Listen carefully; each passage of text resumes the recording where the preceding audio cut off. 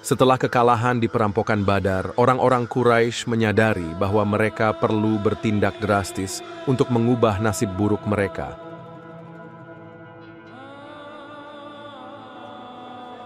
Para pemimpin Quraisy berkumpul untuk mendiskusikan langkah selanjutnya.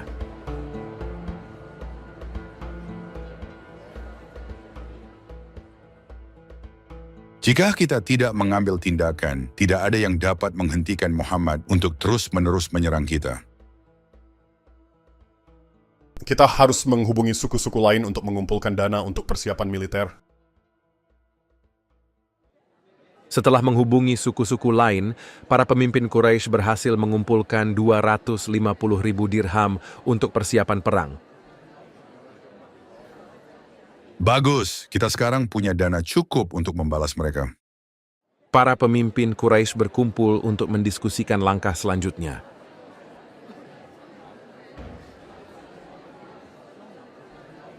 Bawalah makanan yang cukup untuk kita semua, setidaknya untuk 3 minggu.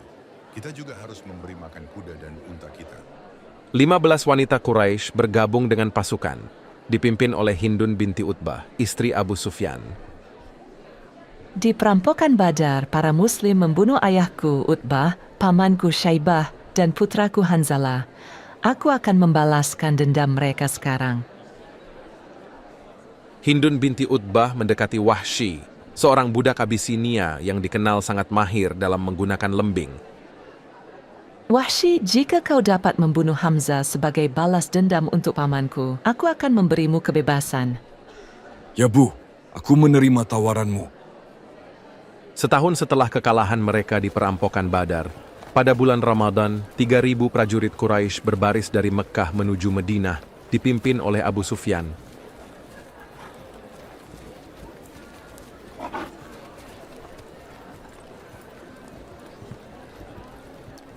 Pasukan hitam dari Afrika juga ikut berbaris bersama mereka. Mereka berbaris selama sekitar 10 hari hingga tiba di Gunung Uhud, beberapa kilometer dari Madinah.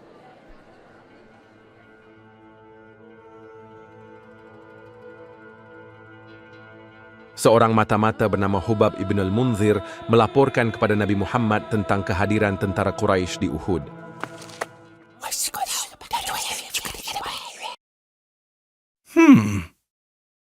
Mereka datang untuk menyerang kita.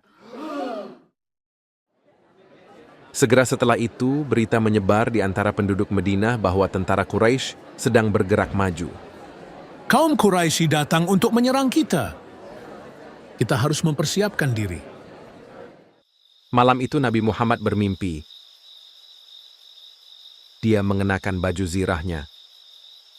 Ada lekukan di bilah pedangnya Zulfiqar, dan dia melihat sapi-sapi yang disembelih. Dia terbangun dengan rasa takut. Kayaknya ini adalah pertanda buruk. Di pagi hari, Nabi Muhammad membicarakan masalah ini dengan kaum muslimin di masjid. Kita harus tetap tinggal di Madinah. Jika tentara Quraisy memasuki kota, kita bisa melawan mereka di sini. Abdullah bin Ubay, pemimpin suku Khazraj dan salah satu sekutu terkuat muslim di Madinah, berkata, Aku setuju denganmu. Kita seharusnya tidak memerangi mereka di luar kota. Ya, aku tidak suka meninggalkan Madinah. Namun beberapa pemuda muslim yang sangat ingin terlibat dalam jihad dan kecewa karena kehilangan kesempatan di Badar, menentang gagasan untuk menahan diri. Wahai Rasulullah, pimpinlah kami untuk menghadapi musuh-musuh kami. Jangan biarkan mereka berpikir bahwa kami terlalu pengecut atau lemah untuk melawan mereka. Ya, mari kita serang mereka sekarang.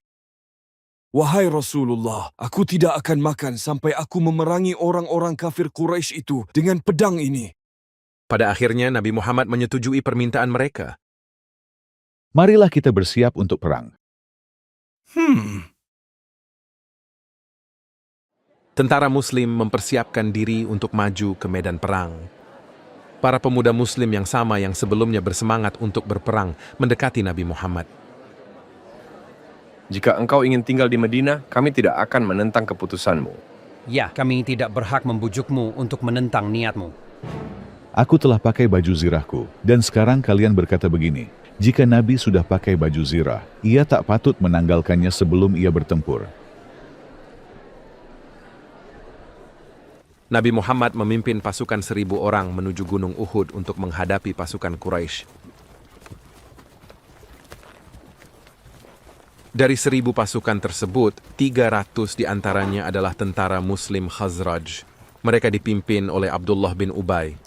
Awalnya dia setuju denganku, namun kemudian dia berubah pikiran hanya untuk menyenangkan teman-temannya.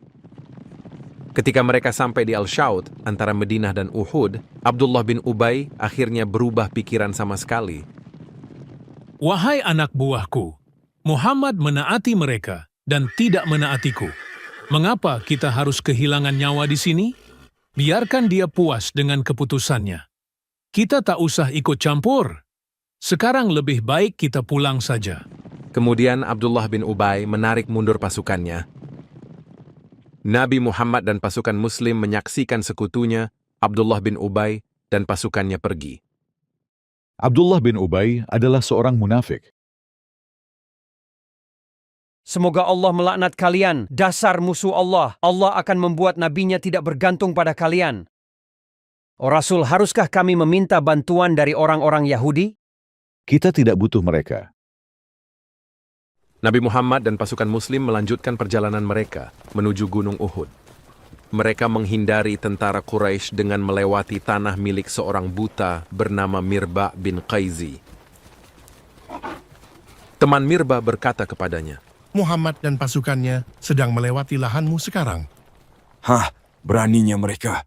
Bawalah aku kepada mereka. Sekalipun kamu itu Rasul Allah, aku tetap tidak akan membiarkan kamu melewati kebunku. Kemudian Mirba mengambil segenggam tanah.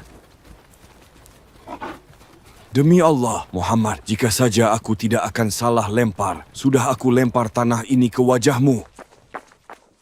Bunuh dia! Tentara Muslim bernama Sa'ad bin Zaid menghajar kepala Mirba dengan busurnya. Jangan bunuh dia. Dia itu buta hatinya dan juga penglihatannya.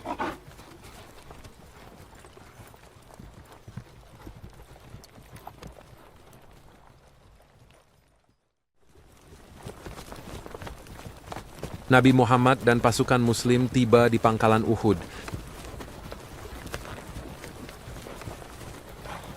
Di dataran tinggi yang menghadap ke gunung.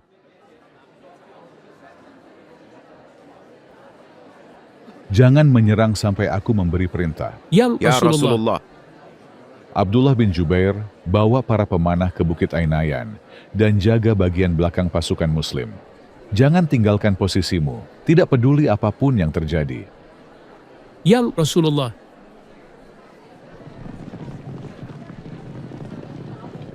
Dengan bantuan Thalhah bin Ubaidullah, Nabi Muhammad mengenakan 2 lapis baju zirah. Nabi Muhammad mengalami kesulitan untuk berdiri karena 2 lapis baju zirah itu cukup berat. Baiklah, siapa yang mau menggunakan pedangku? Berikan padaku urusannya. Berikan padaku. Akhirnya Nabi Muhammad menyerahkan pedangnya kepada Abu Dujana, seorang pejuang yang terampil dan terkenal karena keganasannya. Gunakan pedangku. Engkau jauh lebih mahir dariku. Terima kasih ya Rasulullah. Tentara Muslim mulai bergerak untuk menghadapi tentara Quraisy. Zubair bin Awam memimpin pasukan Muslim yang berzirah. Sementara Hazrat Hamzah memimpin pasukan yang tidak berzirah. Tentara Quraisy juga terus maju. Pusatnya dipimpin oleh Abu Sufyan bin Harb. Khalid bin Al-Walid memimpin sayap kanan, sementara Ikrimah bin Abu Jahal memimpin sayap kiri.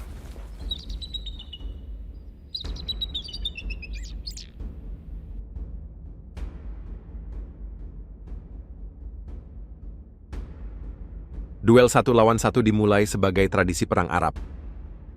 Talha bin Abu Talhah dari pihak Quraisy melawan tentara Muslim bernama Az-Zubair bin Al-Awwam.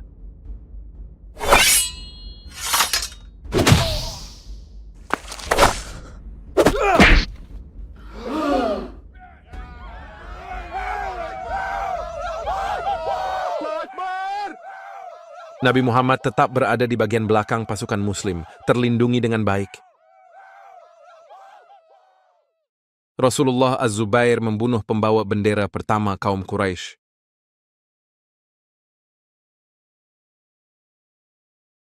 Allahu Akbar. Setiap nabi memiliki seorang murid dan muridku adalah Az-Zubair.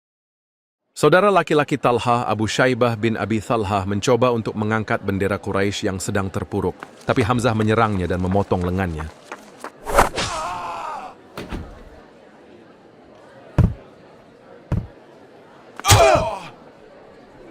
Pasukan Quraisy menjadi sangat marah. Perintahkan Muslim untuk menyerang. Serang! Allahu Akbar!